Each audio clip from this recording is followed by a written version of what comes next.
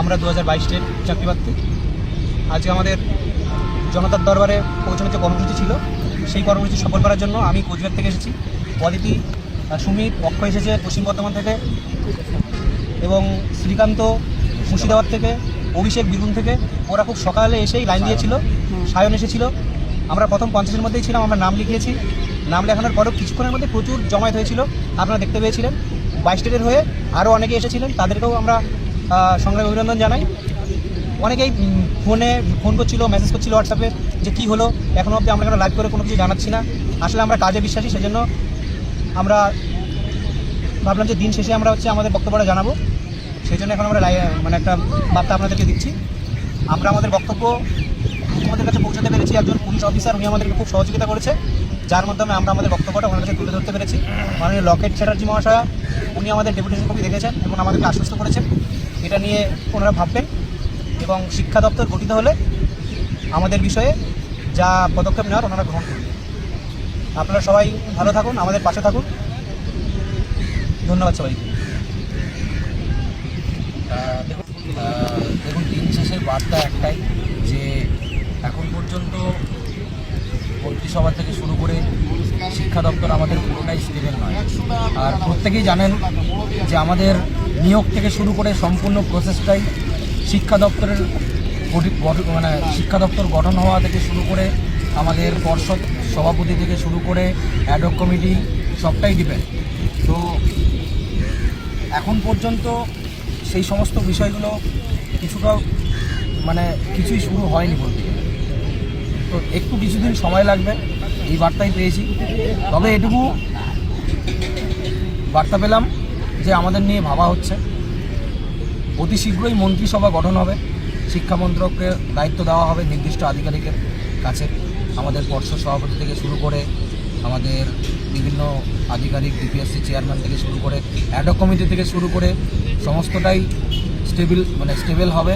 তারপরে আমাদের নিয়োগ প্রক্রিয়া অতি দ্রুত সম্পন্ন হবে। এবং আমাদের দাবি এটাই বরাবরই ছিল যে শূন্য পদে বৃদ্ধি চাই। প্রত্যেকেই জানেন 13,421 শূন্য পদ। এই যে এত পরিমাণ ক্যান্ডিডেট, যেখানে স্কুলগুলো শিক্ষক শূন্য চারিদিকে, আমরা এই দাবিটাও তুলে ধরেছিলাম। তো সেই জায়গায় দাঁড়িয়ে 13,421টি শূন্য পদ খুবই নগণ্য। এই দাবিটা ছিল আমাদের, যে শূন্য পদে বৃদ্ধি করতে হবে। এবং যেমনটা আমরা প্রথম থেকে বলে এসেছি, দাবি আমাদের একটাই, 50,000 শূন্য পদে অতি দ্রুত স্বচ্ছভাবে নিয়োগ করতে হবে। নিয়োগের স্বচ্ছতা থেকে শুরু করে অতি দ্রুত বিনা আইনি জটিলতায় যাতে কিভাবে নিয়োগ প্রক্রিয়াটা সুষ্ঠুভাবে সম্পন্ন হয়, সেটাও আমাদের দাবি দেওয়ার মধ্যে ছিল। যেরকমটা সাধন বলল কিছুক্ষণ আগে, যে একজন বিশিষ্ট আধিকারিকের সহায়তায় আমরা কিন্তু পৌঁছাতে পেরেছি। আমরা পৌঁছাতে পেরেছি বলতে আমাদের ডেপুটেশন কপিটা, অন্তত আমাদের দাবি সেগুলো কিন্তু আমরা পৌঁছে দিতে পেরেছি মাননীয় মুখ্যমন্ত্রীর কাছে। এবং তার সঙ্গে সঙ্গে বিভিন্ন আধিকারিক তারা ছিলেন, অনেকেই ছিলেন, তাদের কাছে আমরা সেখানে পৌঁছে গেছিলাম, আমাদের দাবিগুলো জানিয়েছি। সেই নামগুলো বলছি না এখানে। প্রত্যেকের কাছে আমরা সবাই মিলে দাবিগুলো জানিয়েছি এবং তাদেরকে বুঝিয়েছি যে আমরা কতদিনের বঞ্চিত। এই যে দীর্ঘ 3-4টে বছর ধরে আমরা আন্দোলন করেছি, রাস্তায় করেছি, তারা হয়তো জানেন না। এটা আমাদের নৈতিক দায়িত্ব তাদেরকে বোঝানো, কারণ তারা এসে যতদিনে বুঝবে ততদিন হয়তো অনেকটা দেরি হয়ে যাবে। আমরা সেই দেরিটা চাই না, আমরা চাই অতি দ্রুত সম্পন্ন হোক। তার কারণ 7 থেকে 8টা বছর আমাদের জীবন থেকে চলে গেছে, আর আমরা এক একটা মুহূর্ত আমাদের কাছে অনেকটা দিনের সমান। তাই আমরা চাই অতি দ্রুত স্বচ্ছভাবে আমাদের নিয়োগ প্রক্রিয়া যেরকম চলছিল সেরকম, যেখান থেকে শেষ হয়েছিল সেখান থেকেই চালু হোক, এটাই আমাদের দাবি। এবং তার সাথে সাথে শূন্য পদের বৃদ্ধি অবশ্যই, এবং স্বচ্ছভাবে আমাদের নিয়োগটা। এবার আসি আজকের বিষয়ে। দেখুন, সফলতা কতটা কি পেলাম না পেলাম সে বিষয়ে যাচ্ছি না, কারণ সফলতা কাজের ফলাফলে বলে দেয়। দেখা যাক আগামী দিনে আমাদের এই কর্মসূচির, এবং এই যে প্রত্যেকে যে 23টা জেলা জুড়ে যে আমাদের 207টা ভারতীয় জনতা পার্টির এমএলএদের কাছে আমরা যে ডেপুটেশন দিচ্ছি, আমাদের দাবি দেওয়া নিয়ে পৌঁছে যাচ্ছি।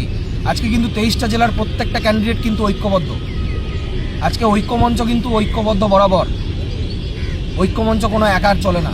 ঐক্যমঞ্চ 23টা জেলার সাধারণ ক্যান্ডিডেট থেকে শুরু করে 23টা জেলার যে 22 স্টেট পাস ক্যান্ডিডেট প্রত্যেককে নিয়ে চলে। সেই জায়গায় দাঁড়িয়ে কিন্তু আজকে প্রত্যেকটা ক্যান্ডিডেট কিন্তু 207টা এমএলএর দুয়ারে দুয়ারে পৌঁছে যাচ্ছে নিজেদের দাবি দেওয়া নিয়ে। 2 দফা দাবি। প্রথম, শূন্যপদের বৃদ্ধি। দ্বিতীয় হচ্ছে অতি দ্রুত নিয়োগ প্রক্রিয়া চালু করতে হবে বিনা আইনি জটিলতায়, বিনা বাধায়। তো আমরা আজকে অনেকটা জানতে পেরেছি, হয়তো আমরা মুখ্যমন্ত্রীর কাছে পর্যন্ত ডাইরেক্টলি পৌঁছাতে পারিনি, কিন্তু আমাদের দাবি দেওয়া আমরা পৌঁছে দিতে পেরেছি। এবং তার সাথে এটাও জানিয়ে রাখি যে আমরা কিন্তু এখানে থেমে থাকছি না। আমরা কিন্তু ভবিষ্যতে আমরা কিন্তু আবারও চেষ্টা করব, এবং তার বীজ কিন্তু আজকে আমরা পুঁতে এসেছি। এই যে আপনারা দেখলেন এতক্ষণ কেন আমাদের দেরি হলো আসতে, আমরা সেই জায়গা থেকে আমরা চেষ্টা করেছি বিভিন্ন আধিকারিকদের সাথে কথা বলার, যে কি করে আমাদের মাননীয় মুখ্যমন্ত্রীর কাছে পর্যন্ত পৌঁছানো যায়। অনেকের সাথে দেখা করলাম, অনেকের সাথে আমরা কথা বললাম। প্রত্যেকের কাছে এটাই অনুরোধ করলাম যে আমাদের মাননীয় মুখ্যমন্ত্রীর সাথে একটা দেখা করে দিন, একটু কিছুক্ষণ সময়ের ব্যবস্থা করে দিন, যাতে ওনার কাছে পর্যন্ত আমাদের দাবিগুলো আমরা পৌঁছাতে পারি। যাই হোক, প্রত্যেকে সংঘবদ্ধ থাকতে হবে, প্রত্যেকে ঐক্যবদ্ধ থাকতে হবে। সংঘবদ্ধতার নামই ঐক্যমঞ্চ, ঐক্যবদ্ধতার নামই ঐক্যমঞ্চ। এগুলো আমার বক্তব্য শেষ করছি। ধন্যবাদ। নমস্কার। 2022 প্রাথমিক টেট উত্তীর্ণ চাকরি প্রার্থীদের বঞ্চনা এবং তাদের লড়াই সংগ্রাম, এই সমস্ত ইতিহাস সম্পর্কে আপনারা প্রত্যেকেই কম বেশি অবগত, এবং আপনারা এও জানেন যে দীর্ঘ 3-4 বছর ধরে আমরা রাজপথে লড়াই করে আসছি আমাদের সবার চাকরি সুনিশ্চিত করার লক্ষ্যে। তো আজকে আমরা বেশ কিছুদিন সময় পার করে ফেললাম। এর মধ্যে আমরা কি নিজেদের অস্তিত্ব কোথাও কি হারিয়ে ফেললাম? অনেকের মনে হয়তো প্রশ্ন যাচ্ছে, কিন্তু আমরা কিন্তু নিজেদের অস্তিত্ব হারিয়ে ফেলিনি। আমরা অতীতেও ছিলাম, বর্তমানেও আছি এবং ভবিষ্যতেও থাকবো। আজকে আমরা অস্তিত্বের জানান কীভাবে দিলাম সেই বিষয়টা বলি সংক্ষেপে। আজকে আমাদের কর্মসূচি যেটা ছিল, মাননীয় মুখ্যমন্ত্রী শ্রী শুভেন্দু অধিকারী মহাশয়ের সঙ্গে সাক্ষাৎ। মুখ্যমন্ত্রীর যে ঘোষিত কর্মসূচি জনতার দরবার সল্টলেক, সেখানে তাদের যে পার্টি অফিস রয়েছে সেখানে তারা আয়োজন করছেন, এবং আজকে সেই বিষয়কে সামনে রেখে আমরা সেখানে উপস্থিত হয়ে গিয়েছিলাম খুব সকাল সকাল। এবং সেখানে গিয়ে আমরা যেটা দেখতে পাই যে বঞ্চিত চাকরি প্রার্থী বা বঞ্চিত অন্যান্য সরকারি বা অন্যান্য বিভিন্ন ক্ষেত্রের মানুষ, তাদের কিন্তু ঢল নেমেছে সেখানে। আমরা রীতিমতন ভোরবেলায় সেখানে পৌঁছে গিয়েও দেখি প্রচুর মানুষ সেখানে অপেক্ষা করছে। আমাদের নামও আমরা নথিভুক্ত করি, 50 জনের মধ্যেই আমাদের নাম ছিল, কিন্তু তবুও আমরা শেষ পর্যন্ত কিন্তু মাননীয় মুখ্যমন্ত্রীর কাছে পৌঁছতে পারি। কিন্তু এটাই কি আমাদের ব্যর্থতা বলে অনেকে যদি দাগিয়ে দিতে চায় বা জানাতে চায়, তারা কিন্তু ভীষণ ভুল করবে। কেন করবে? কারণ আমাদের লক্ষ্য যেটা ছিল, আমাদের দাবি দেওয়া, আমাদের বক্তব্য সেইগুলো মাননীয় মুখ্যমন্ত্রীর কাছে এবং তার সরকারের কাছে পৌঁছে দেওয়া, এবং সেই বিষয়ে কিন্তু আমরা 100% সফল হয়েছি। কীভাবে? আমরা বিভিন্ন প্রতিনিধি, বিজেপির বিভিন্ন মুখপাত্র, বিভিন্ন প্রতিনিধি, তাদের মাধ্যমে আমরা আমাদের বক্তব্য তাদেরকে জানিয়েছি। সরকার পর্যন্ত তারা আমাদের বক্তব্যকে তুলে ধরবেন, পৌঁছে দেবেন, সেই প্রতিশ্রুতিও তারা দিয়েছেন। এবং সর্বোপরি যেটা না বললেই নয়, সবচাইতে বড় সাফল্য, আমরা আজকে আমাদের ডেপুটেশন যে কপি, সেটা কিন্তু মাননীয় মুখ্যমন্ত্রীর হাত পর্যন্ত পৌঁছে দিতে পেরেছি। আমাদের ডেপুটেশনের কপি আমরা পুলিশ আধিকারিকদের মাধ্যমে মুখ্যমন্ত্রী শ্রী শুভেন্দু অধিকারী মহাশয় এবং অন্যান্য বিজেপির যারা নেতৃবর্গ বা নেতা স্তরীয় যারা রয়েছেন তাদের হাত পর্যন্ত পৌঁছে দিতে পেরেছি। মাননীয়া শ্রীমতী লকেট চট্টোপাধ্যায় মহাশয়, তিনি আমাদের ডেপুটেশন কপি কিন্তু পড়ে দেখেছেন, এবং মাননীয় মুখ্যমন্ত্রী তিনিও পড়ে দেখেছেন, এবং আমরা আশ্বস্ত হয়েছি যে শিক্ষা দপ্তর যখন পূর্ণতা পাবে, তখন কিন্তু তারা আবার নিজেরা উদ্যোগ নিয়ে আমাদের সঙ্গে যোগাযোগ করবেন। এই প্রতিশ্রুতি, এই আশ্বাস তারা দিয়েছেন। এবং আজকে অনেকে হয়তো বলবে যে জনতার দরবারে মাননীয় মুখ্যমন্ত্রীর কাছে পৌঁছতে তোমরা পারোনি বা আপনারা পারেননি, এটা আপনাদের ব্যর্থতা। কিন্তু যারা এখানে এসেছিল তারাই কিন্তু জানে বাস্তবতাটা কী। আজকে প্রচুর জন মানুষ গতকাল রাত 1-2 নাগাদ সেই সময় থেকে তারা লাইন দিয়ে এখানে দাঁড়িয়েছিল, তবুও কিন্তু তারাও আসতে পারেনি। আমরা আমাদের যে যে দাবি দেওয়া তাদের মুখ্যমন্ত্রীর কাছে পৌঁছে দিতে পেরেছি এবং অন্যান্য যারা নেতৃবর্গ বা নেতাস্তরীয় যারা রয়েছেন তাদের কাছে পৌঁছে দিতে পেরেছি, এটাই সাফল্য। এবং আজকে বিশেষ কারোর সঙ্গেই মাননীয় মুখ্যমন্ত্রী দেখা করেননি, পূর্বঘোষিত কিছু কর্মসূচি তাদের ছিল এবং খুব সামান্য কয়েকজনের সঙ্গে তারা দেখা করেছেন এবং খুব অল্প সময়ে নিয়ে তারা কথা বলেছেন। তো সেখানে আমাদের বিষয়টা আমরা তুলে ধরতে পেরেছি, সেটাই আমরা মনে করছি আজকের দিনে আমাদের একটা সাফল্য।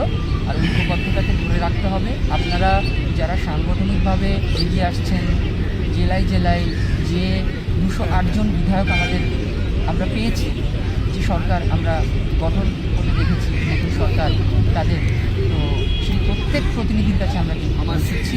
প্রতিদিন প্রতি মুহূর্তে আমাদের প্রচেষ্টা জারি রয়েছে এবং কেউ সংঘবদ্ধভাবে, কেউ সাংগঠনিকভাবে, কেউ ব্যক্তিগত স্তরের মাধ্যমে, যোগাযোগের মাধ্যমে তারা কিন্তু প্রত্যেকেই চেষ্টা করছে তাদের কাছে পৌঁছানোর এবং আমাদের দাবি দেওয়া, আমাদের বক্তব্য, আমাদের যন্ত্রণার কথা তাদের সামনে তুলে ধরার এবং আমাদের নিয়োগটা যাতে দ্রুত সম্পন্ন করা যায় সুষ্ঠু এবং স্বচ্ছ নিয়োগ, সেই বিষয়টাই কিন্তু আমরা এখনো পর্যন্ত একদম একই মতাদর্শের দিকে রয়েছি এবং এই বিষয়টা আমরা শেষ পর্যন্ত দেখে তবেই হাল ছাড়ব, তার আগে নয়। আপনারা প্রত্যেকে ঐক্যবদ্ধ থাকুন, আমাদের লড়াইয়ে আমরা অবশ্যই সফল হব। অ্যাকচুয়ালি সবাই যেটা প্রশ্ন যে তাহলে কি মুখ্যমন্ত্রীর সঙ্গে আমাদের দেখা হয়নি, এটাই তো সবার বেসিক প্রশ্ন। এটার বিষয়ে যদি উত্তর হয়, অ্যাকচুয়ালি আজকে মুখ্যমন্ত্রী সেরকম কারোর সঙ্গে দেখা করেননি। পূর্ব নির্ধারিত কর্মসূচি ছাড়া আমরাও পূর্ব নির্ধারিত কর্মসূচির মধ্যেই ছিলাম, আপনারাও সেটা জানেন। কিন্তু এত সংখ্যক ভিড় হয়ে যায় যে শুধুমাত্র ওই ডাক্তারের যে একটা সংগঠন ছিল একটা, ওনাদের সঙ্গে কথা বলতে আমার অনেকটা সময় চলে যায়। আর এত সংখ্যক ভিড় হয়ে গেছিলো যেটা সামলাতে পুলিশও মোটামুটি মানে খুব নাজেহাল হয়ে গেছিলো, যে জন্য ব্যক্তিগতভাবে যারা গিয়েছিল তাদের 2-1জনকে ডেকে আর সেরকম কারোর সঙ্গে দেখা করেননি। আমাদের ডেপুটেশনটা অনেক মুখপাত্র, অনেক প্রতিনিধি ছিলেন, একজন অফিসার ছিলেন যিনি দেখেছিলেন সকাল থেকে আমরা দাঁড়িয়ে আছি, উনি আমাদের ডেপুটেশন কপিটা নিয়ে রেখেছিলেন, জমা করেছিলেন, শেষে উনি সেটা জমা দিয়েছেন। এরপরেও যখন বিজেপির একজন মুখপাত্র, ওনাকে যখন আমরা বলি যে দাদা আমাদের একটু ভিতরে যাওয়ার ব্যবস্থা করে দিন, উনি বললেন তোমরা কারা, তখন আমরা আবার আমাদের একটা ডেপুটেশন কপি দেখাই, তখন এই ডেপুটেশন কপি তো আমি ভিতর থেকে পড়ে এলাম, এখন এটা তো দেওয়া হয়েছে। তাই আপনাদের আশ্বস্ত করছি আপনারা ঐক্যবদ্ধ থাকুন, সবাই সবার মতো করে চেষ্টা করুন, লোকাল এমএলএ এমপি যার কাছে পাবেন নিজের বক্তব্যটা তুলে দেবেন। মুখপাত্ররা হচ্ছেটা কিতে আমাদের দেখেছো ওটা বল। হ্যাঁ বল, যে হচ্ছেটা কিতে দেখলো, হচ্ছেটা কিতে যে অনুষ্ঠানটা হয় আগে রিপাবলিক বাংলা করতো, সন্তুবান এখন বিজেপির বিধায়ক, সেই হচ্ছেটা কিতে আমাদের যাদের সঙ্গে প্রোগ্রাম করেছি ওনাদের অনেকের সঙ্গে আজকে দেখা হয়েছিল। ওনারাও বলেছে যে এর পরবর্তীকালে ওনারা আমাদের আবার মুখ্যমন্ত্রীর কাছে পৌঁছানোর ব্যবস্থা করবে।